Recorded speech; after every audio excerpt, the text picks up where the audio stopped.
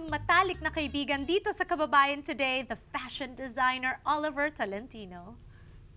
I'm so happy you're here. Okay, Oliver, let's talk about the challenges of coming to America.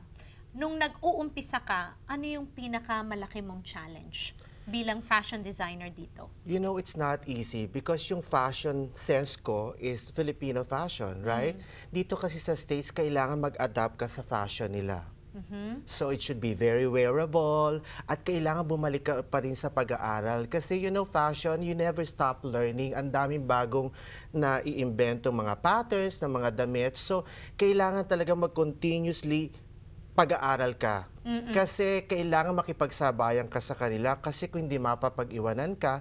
And also, alam mo naman, very fashion-forward ang Amerika when it comes to clothes. That's why kailangan talaga i-adapt mo kung ano ang fashion dito sa States. Yes, but even though you adapt to America, you've been very successful because you have used the materials of the Philippines and put it on a world platform.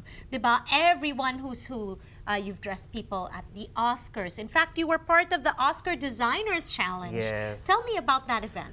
It was my first year here in the States na napili ako among all the American designers. Wait a minute. Your first year here and then all of a sudden you're at the Oscars already? Yeah, because inaas nila ako mag-submit ng design and then namili sila ng mga designers around the States and then I was one of the finalists. And I used our local fabric, which is the piña, the abaca, during that contest. So talaga I'm very proud about it. You know, Giselle, in fashions dito sa States, hindi lang kailangan i-adapt mo ang fashion nila. Kailangan meron ka pa rin dalihin from your country para mangibabaw ang fashion mo dito sa Amerika. So dapat talagang hindi mo totally kakalimutan ang mga kultura at mga natutunan mo sa Pilipinas. Well, on the red carpet, even the late Joan Rivers, when they saw your gown, had very good things to say about that. How do you feel when, you know, you dress someone for the red carpet, tapos yung feedback na nakukuha mo is all positive?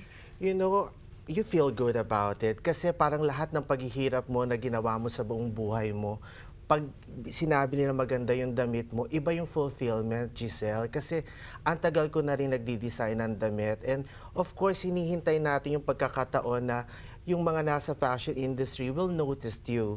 And sa pagdi-design ko naman ng damit when it comes to the red carpet, I made sure na yung magsusuot ng damit is gonna be comfortable wearing my gown kasi talaga magre-reflect sa itsura niya kung hindi siya comfortable. So I made sure that it's simple, it will just enhance the beauty of the person. Okay, so you've dressed so many celebrities, everyone from the who's who. Out of all of them, what is your most memorable experience?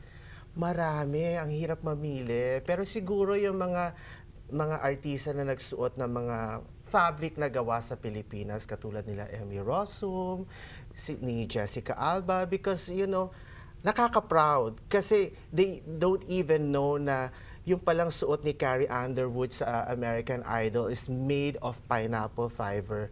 At na-execute mo yon na na-accept ng mga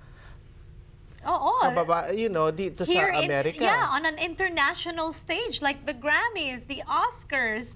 Yeah, so nakaka-proud talaga. But when you design, what is your process? How do you start off with creating a collection?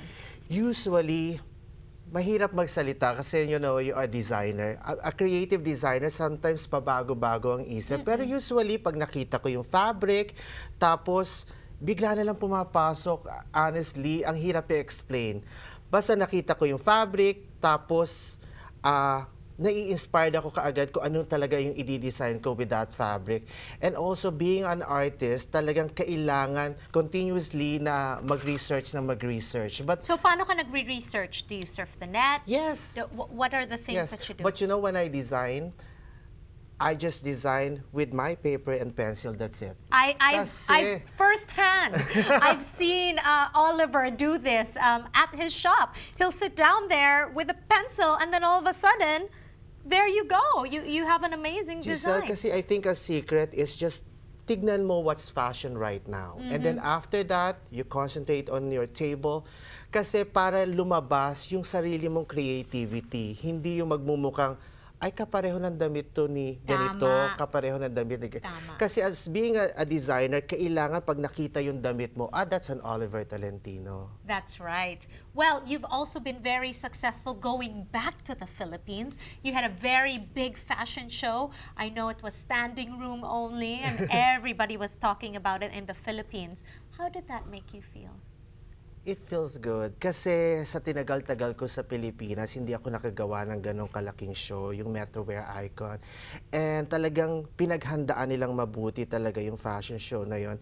And seeing my colleagues watching my fashion show, and also the people who's been in the fashion industry there, at ang mga kaibigan ko at mga kliyente ko noong nagsisimula pa ako at nakita ko sila, ibang fulfillment yon. Kasi finally, pwede ko nang sabihin na nakagawa ako ng show sa Philippines na ganong kalaki, and I'm very proud of it. All right. When we return, kausap pa rin natin si Oliver Tolentino rather, on how he's giving back. We'll be right back.